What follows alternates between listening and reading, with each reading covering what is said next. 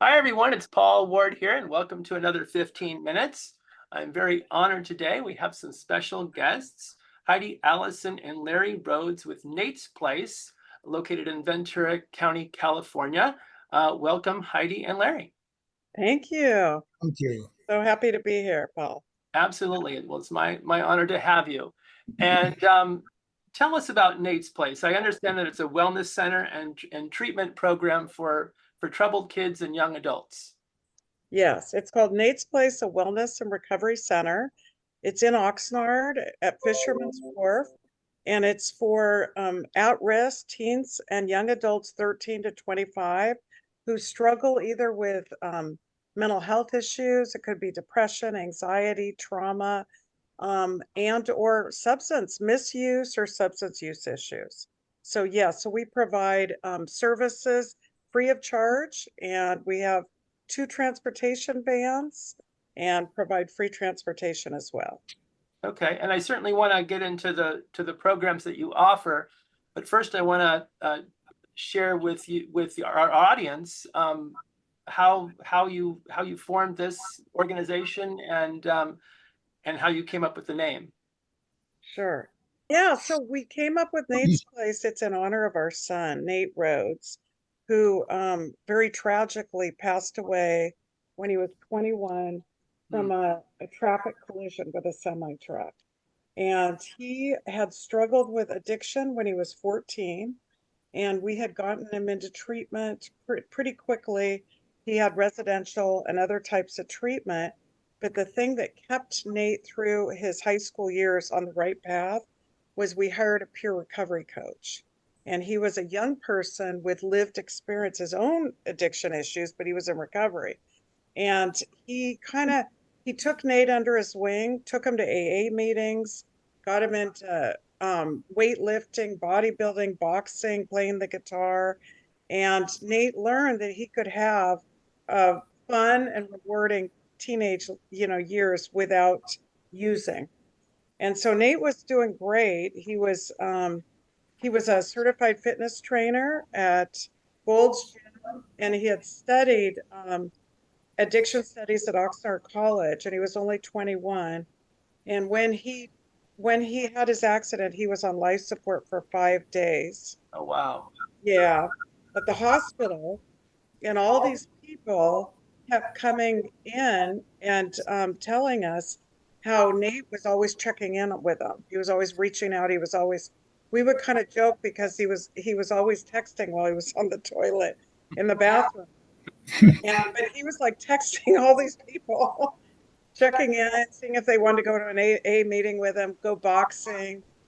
And so we had so many people come and tell us that at the hospital, that Larry and myself and Nate's longtime girlfriend, one of us said, "Oh my God, this is like Nate's Place." We were struck by all the people that came. And we were like, Nate was always just this incredibly empathetic human. And we knew that, and he had a ton of friends, but we didn't know how he was always checking in with people. People sent us texts, letters. And so we were so inspired by him. And then we just started thinking, oh my God, this is what helped him, the recovery recipe. And maybe we could start a center doing the same thing. I'm a licensed social worker. I've been a therapist for 23 years. I used to work for the county for 10 years of Ventura. Mm-hmm. And I, in my private practice, see primarily people with Medi-Cal, and I know there's such a gap in services. So we did a whole needs assessment of all the services, and we found that there was nothing really like this. And so, yeah, we got the idea, and then it just kind of like, we always say Nate's on the other side steering the ship, because just doors started opening. All these people who knew him, and oh yeah, I know so and so, I can connect you to them. So you learned a lot about him after his passing. I mean, it's very unusual for somebody 21 to be that empathetic towards others. I mean, a lot of 21-year-olds, stereotyping, but they're more into themselves and partying than, worried about their fellow Yeah, human. yeah. So that was his unique character. Yeah, he was. Larry, you want to jump in and tell about how Nate always was a compassionate kid? even when he was young? Yeah. He always, no matter who or which one of his friends had an issue, he would always be right there to jump in and give advice or counsel them. And yeah, he was always seemed to be always that way, and it And he was had that a part of his personal personality. experience from a young age, right? I mean, he had issues from the age of 14. I Yes, read, and he overcame that and kind of knew what the journey was about and right. what it was going to take for the next person to, battle his demons and end up okay on the other side. Yeah, Yes. yeah, absolutely. Yeah, he just always was very empathetic. He would always, I remember when he was 4 and if we walked by someone who was homeless, he would want to give them money. And, Hmm. he just always had this big heart. Yeah. That's And wonderful. so, yeah, he was really a special guy. Yeah. So when you formed Nate's Place and you have a clinical background working for the county and you did a needs assessment and discovered what was really necessary or what was lacking out in the community, um, what was the next step? You said, okay, there's a need here. How did Nate's Place then get formed and get rolling? Well, we applied for a nonprofit. Hmm.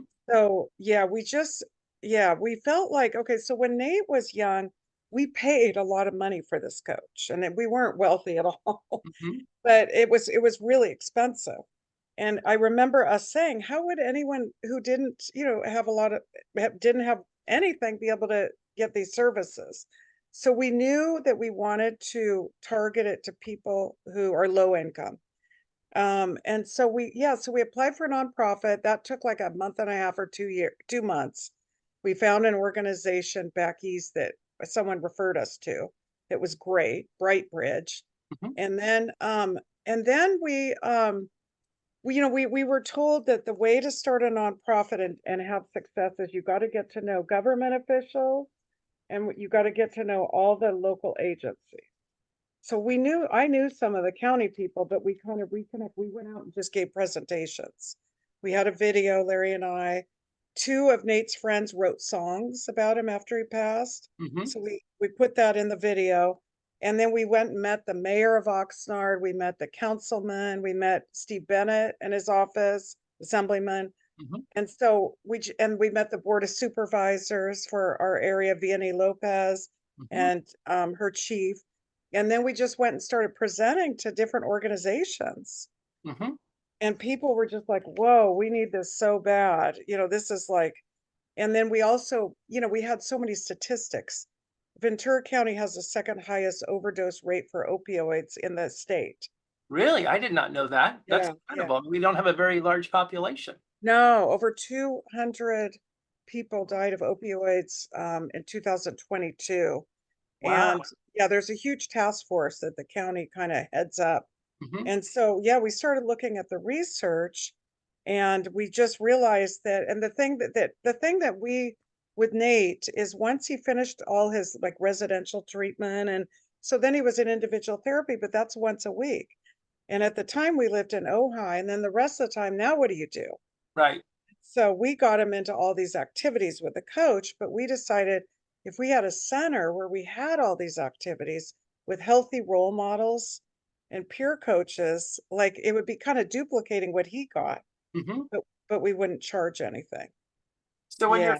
when your first patients came to the center, um, what was that like? And how does that process work now? We call them participants. So the way it works is, so we have served now 114 in a year since we started, and that includes 30 something at schools because we now do groups at schools, prevention groups. But so basically what happens is most of our participants get referred either by schools or Ventura County Behavioral Health therapists. And so they reach out, and then right now, I'm the only one, I do a psychosocial intake with them. And so that's like an hour and 15 to an hour and a half process. So you did that with 114. I did it with 78 Wow. because the 30 something. Yeah, so basically it's doing a whole assessment and identifying their strengths, their goals, their whole psychosocial history, their risks with mental health and substance use. And then what they sign all these consent forms, and then I assign them to one of our peer recovery coaches. So we have 6 coaches now, Mhm. and half of them are bilingual. And I try to match up personality and experience. All of our coaches have training, several are working on their master's in social work, and one of them is finishing up a bachelor's in psychology. So I try to match them by personality Mhm. and experience. And then the coach then reaches out to them and they meet with them once every week or two. So they have a standing meeting. They come up with SMART goals together on what they want to. It's not therapy. All of our coaches have lived experience. They've had their own struggles and they're in recovery and they're doing really well. So part of it is showing them that, yeah, you can do it. They understand, they empathize, and they're all young people. So Mhm. that's really important too. And then they have access to 20 plus recreational activities and 9 therapy counseling groups. So Wow. So we 20, so they could go what, surfing and rock Mhm. climbing and mountain biking and Right. So we don't do mountain biking yet, but yeah, hiking. Larry, you want to say what the activities we do? Yeah, inside our facility, we have boxing, exercise equipment, ping pong, nice ping pong table, pool table. Um, we've got a big area for art, art therapy. We've got what 6 or 7 guitars for music therapy. Um, it's quite comprehensive. wow. So all interests are covered. Yeah, Yeah, we also that's what we tried to do, really. yeah, like meditation, yoga classes. Today they're making ice cream with some of the coaches. Oh, wow. Yeah, so I mean, Is that just a group? Is that a group activity then, or is that one of? yeah, that's group activity. 2 of the coaches are heading that up. So we try to come up with new things all the time Mhm. that will interest them. And So then on it weekends, gets them back to the center more often then. exactly. And then on Saturdays, this week they did a barbecue at the park. We do hiking. They go on hikes all over Ventura County, rock climbing, kayaking, etc., surfing. Mhm. And all, They've also done fishing, Okay. yeah, um, yeah, gone out on a private fishing boat. We took a few of them out. yeah. So when do you know that a patient is ready to go back out in the world and is, quote unquote recovered? I guess nobody's ever fully recovered. I mean, Right. everybody has their life challenges, but when do you know that you've achieved your goal with that particular student? Yeah. Well, usually they become busy in their lives again. So like we've had a couple kids, they had been using marijuana and then all of a sudden, you know, they got sober and they joined the football team. Okay. And so they're so busy with football. We've had a couple people get full-time jobs. Their coaches helped them with the application and resume, and they ended up working full-time or going to college, and they just don't have time anymore. Right. Yeah, so that's kind of our and yeah, and that happens, right now the average time is I'd say 4 to 6 months. Yeah. Okay. So they Then come we in and you feel that after 4 or 6 months, that you did your job and they're on their way. Yeah, I mean, that's not necessarily true. There's some that have been there 9 months Hmm. and they're doing really well. We have a couple teens that say they tell us all the time, I'm going to work here when I'm 18. Yeah, Hmm. that's my goal. And they love coming because it's such a positive environment. We have a vape detector. We don't, everyone has to sign a guidelines and rules that they don't vape, they don't bring any any kind of drug paraphernalia or alcohol. They can't come under the influence. Right. So it's just a really safe and healthy wellness. There's big couches. People come and do their homework after school. So yeah. So that's, those are the reasons. And then there's a small percentage that need a higher level of treatment. So they need to maybe to go to residential or they relapsed and they need to go to a substance use. And we try to help facilitate that and work with, other facilities. So substance abuse, but also there's a mental illness component to some of these folks. Is that correct? Yes, yes. So yeah, it's substance use and substance misuse and or mental health. So yeah, there are several, there's some people that have depression, major depressive disorder, anxiety disorder. We have a few people that have bipolar disorder, schizoaffective disorder. And so they're stable on their medications, or we try to help them get connected to Mhm. Ventura County Behavioral Health, get in with a psychiatrist and a therapist, because we're not like the first line of treatment. We have all these groups, we have peer coaching, but we're not providing individual therapy. And Okay. I think if I could say something, I think it's important to understand we don't really call them patients because patients is more a medical term. Mhm. You know, our term is participant. They're either participant or client. Gotcha. And so that's Just there's a FYI. stigma about mental health too, that it's, homeless people living under the bridge. I mean, it's shocking that it's young people too. It's inherited. It's a disease, right? Is right. that correct? Absolutely. Yeah, it's a brain disease. I Mhm. mean, some kinds of depression, anxiety can be situational, and Mhm. trauma can, obviously influence that. But most mental illnesses are, genetically based, they're biological. There's a strong biological component and also environmental. And so I think that that's kind of the key thing that was really helpful to a lot of young people. They don't like going to their therapist, or they don't. And then when they come in Nate's place and they see all these weightlifting machines, Mhm. boxing is a huge thing. We have boxing classes 3 days a week from a former professional MMA fighter. And they love it. And they're like, oh my God, now I could handle this. Their parents usually want them to come first, and they might not want to come till Right. they come to the center. So what it does is it totally reduces the stigma. And then the other thing that we do in partnership with Ventura County Behavioral Health is we go out to schools and do information talks with partnering agencies on the dangers of vaping, marijuana, nicotine, as well as opioids and fentanyl. And one Mhm. of our coaches comes and he tells his story. He's a very young person, and it really resonates with kids. And then we also do prevention groups. We're going to be in like 5 schools here real soon. We're in 2 schools now. Oh, wow. Now these are high schools, middle schools? Both high school, middle school. They're 4 week. It's called Teen Intervene, and it's part of our partnership with the substance use program at Ventura County Behavioral Health. And our coaches are trained. It's a Hazelden evidence-based practice, and we go into the schools. The school identifies 6 to 8 people at a time, and they do a 4 week group, and it's a whole curriculum based on teaching about the dangers, but also helping them deal with the pros and cons of using peer pressure. Mhm. How do you get out of this without, while saving face, and really looking at the long-term consequences of drugs. Yeah. Would that be a school-wide program, or would that be in like maybe the 11th grade class would all participate in this program, or? Well, right now, the way it works, we're at 2 continuation schools, Legacy High School in Ojai and Pacific High School in Ventura. Mhm. And we will have done all of the students at Legacy High School within the next month.